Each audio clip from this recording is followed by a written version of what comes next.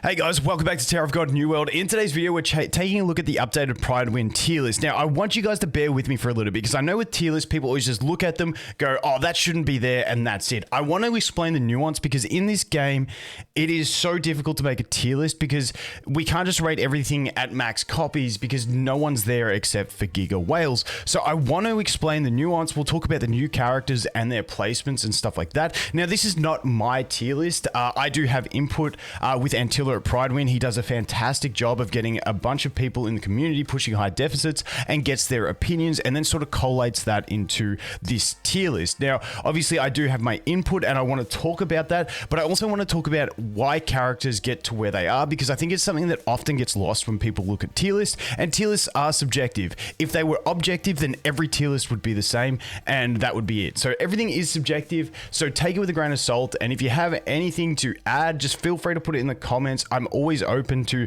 passing on feedback on this type of thing. But like I said, I want to explain the nuance and then we'll talk about the new characters added. The only one my head is blocking is going to be the assassin dude, which is always the case. And we do have a new SR in here, which I will talk about in a minute, and why he's in here and why he's at low rank and stuff like that. Because this is focused around campaign pushing. Bossing is a whole nother thing, but I will get onto that in a minute. But the first thing I want to look at is, and I might have a chat to Antilla about how it's really hard to just blanket state this. Like, it's much easier in a video to explain the tier list than to do it in like a couple lines of text. But they say SSR characters are at +9, SSR plus are at +3. Now, that is not completely the case. And this is where I want to explain the nuance of these tier lists. When I look at these tier lists and when I give my input into them, with SSR characters, I look at them in terms of, are they a carry unit? Or are they a low dupe single copy type unit that you're getting tech usage out of it? Now, in the future, when we get much later in the game, then we can look at every unit based on their max dupe capacity. For instance, tanks. I'm really keen to see what this guy can do. But at the moment, for free-to-play players, even low spenders, mid-level spenders, you're not going to have that many maxed units, so it's hard to make a tier list based on that when it's not relatable to many people, if that makes sense. So when I look at placing units into a tier list, SSRs, I look at either, are they a carry? If so, we will rate them based on their carry usage.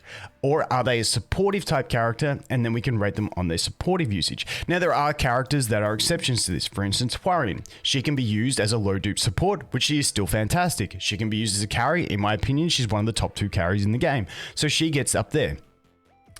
When we look at something like, Hats, Hats is a single copy supportive unit. He drops to C tier. But as a carry unit, being that you're going for dupes on him, he gets up to S tier. But we look at something like Bomb, at 1 copy, he's still S tier. He's a fantastic support and he doesn't need dupes to function. Yes, as he gets dupes, his buffs get better, but still he's just functional at the 1 copy. And that's the way I look at it. But lately with the new characters, we've been getting into a gray area. Vespa, at 1 copy, I consider it to be an S unit because it is the only other stall tank we have outside of Data Mashni and Data Zahard. And when you get into chapter 21 and you need 3 teams, you need another stall tank. Now, Vespa only lasts about 3 seconds. We got 12 seconds over here and, 8-second minimum over here. But Vespa is still the only 3rd option. And I have been using Vespa as a single copy as my stall tank in my Ihwa team with Edahn. And it has been working fantastic. I'm up to 21-24 and I've still got 2 mercenary usages and that power up feature left to use in the last day of this week. So I'll see how I go with that. But Vespa works perfectly well at 1 copy. But Vespa is an interesting one because as you get dupes, Vespa also gets better as the tanking type role, but it's hard to place this character based on how many dupes you have. So that's where it gets a bit gray. So I consider Vespa S in a single copy and then probably A to S maxed out, but it's too early to get into that sort of range in my opinion. Now, I do think some people are trying to use Vespa as a carry DPS.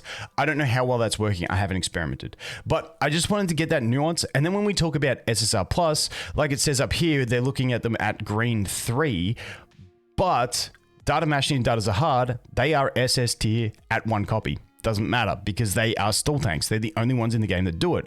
Zahard gets absolutely crazy at 3 green when you max out his exclusive equipment, and so on and so forth. But when we look at things like Evan Kell, Big Mashni, new dude Edahn, and Viol, they are rated based on having the 3 copies because they're there in their damage dealing capacity, not their supportive capacity. So it's very nuanced. Maybe we can add little tags to each character in the tier list to sort of identify that. I'm not too sure, but I just wanted to get that nuance across. Now, I honestly think Karaka could go up to an S tier at a single copy because he does work really well as a sub tank in teams to be able to grab aggro after the initial burst is done. Him at 1 copy is actually really high tech usage once we get into the 3-team range, but it also depends where you're at. If you're only in 2-team range, then you're probably not even worrying about Karaka. So it's very nuanced. I wanted to get that across.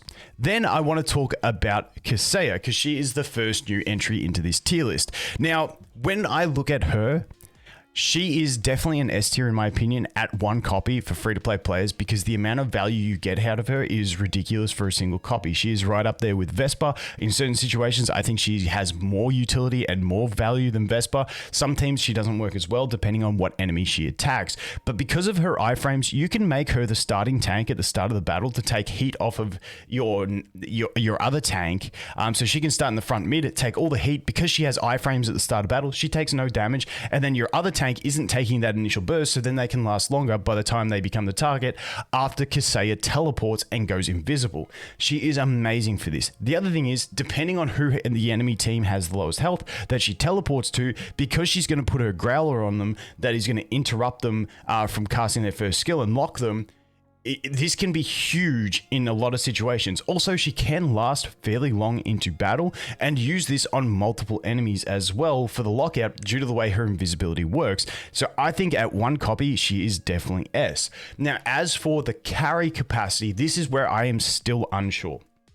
I am still completely unsure on this. Mine is carrying my purple team in chapter 21. Now that team is at a 2.5 to 3x deficit, and my Kiseia is at 3 blue, and she has carried me from 21-4 to 21-20. She's cleared all those stages in her team without using any mercenaries on her team and stuff like that. So she is working decently well at 3 blue for me. However, I don't know if I would rate her in the top carries at the moment. It's basically, she wouldn't, I don't know. It's too hard to tell without having the dupes on her, but I still consider Ihwa and Huarian to be the best carry DPS. And at the moment, I still kind of lean into Hats as the 3rd option. Now, people that I talk to that are more whales, in chapter 25 plus, Hat starts to fall off because he doesn't evade enough and stuff like that. But in general, I still look to Ihwa, Huarian, and Hats as being the benchmark for characters. Ihwa and Hua being the top 2, obviously. So I don't know where she's going to fall personally, in my opinion, as the carry unit. But as a single copy, I definitely think she deserves that rating. And if you're not using her at a single copy to try and tech into some teams to help you, she's fantastic. If you if you fight against this dude who grapples, you can put her on the further spot from him, and he'll try and grapple her and he will fail. If you're fighting something like this guy who lunges to the opposite unit, or her, you can just put her opposite them and she won't take any damage from it. The other one we have is Endorsi. Against enemy Endorsis, you make her have the lowest defense on your back row. Endorsi will jump to her and do nothing. Now, there's some nuance to that, where if they do nothing to her, they might go and clean up the rest of your back row, so you got to work on positioning. But she's great for countering things, plus she can also work in the front mid, so I think that is fantastic. Moving on from that, the next one we have is Edahn.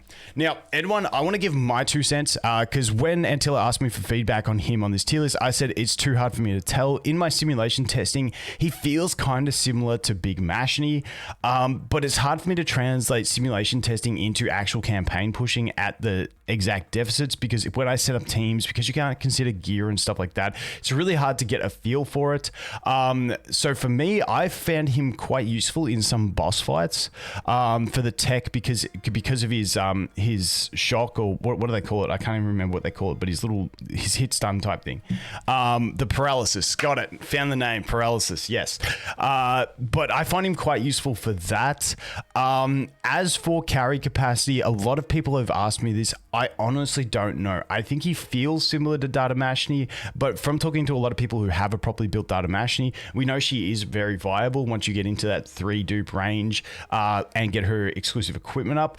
I feel like it's still too early to place this guy based on this, so I would take this one as very much a work in progress on the tier list because it's a lot harder to get clear indications on value of these SSR pluses just because they're a lot harder for more people to test. But that is where he's sitting currently. For me, I haven't really found any great. I've tried taking him into some campaign teams. I thought maybe because of his HP scaling damage that isn't enemy max HP scaling damage that isn't capped by his attack, only capped by his attack against bosses.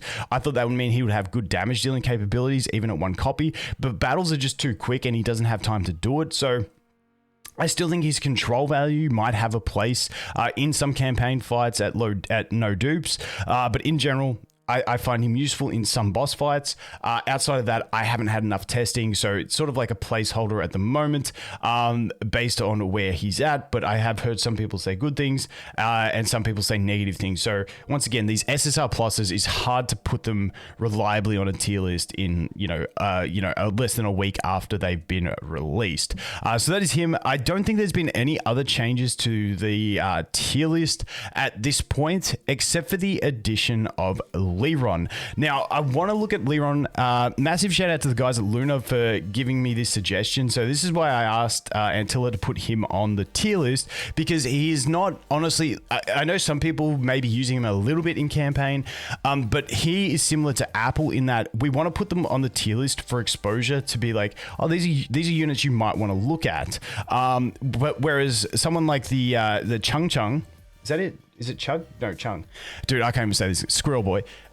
With Squirrel Boy, he is usable in campaign because of his energy regeneration and his resistance that he applies to allies against green and blue. But these two are more in there for their boss usage for free-to-play players who don't have quite the roster. Now, what he does is similar to Apple. Apple, it really helps you land your attacks against those evasion-type bosses. So I wanted to touch on this guy. So what this guy does is he basically, where is it?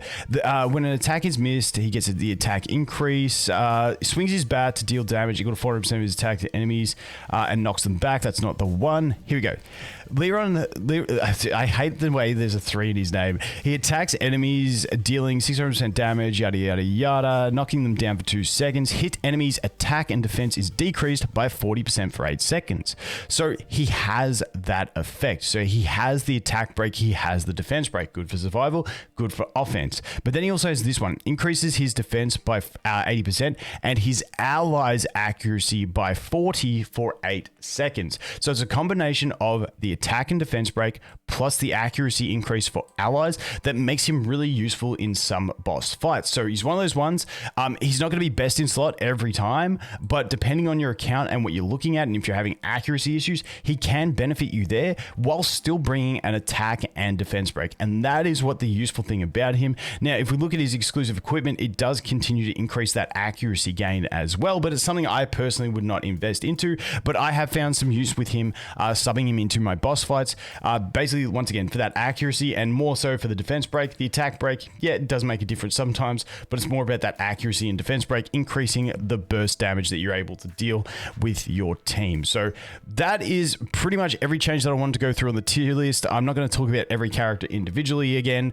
because we've done that many times before, but once again, these things are subjective. It's really hard to make a tier list in this game because once again, we do have those different criterias of, is the character just good just having a copy of them, or do they need to be carry viable, and have massive dupes for them to get that ranking? So hopefully that made a little bit of sense. As always, guys, thanks for watching. Hope you have an awesome day, and I look forward to seeing the next one. Cheers.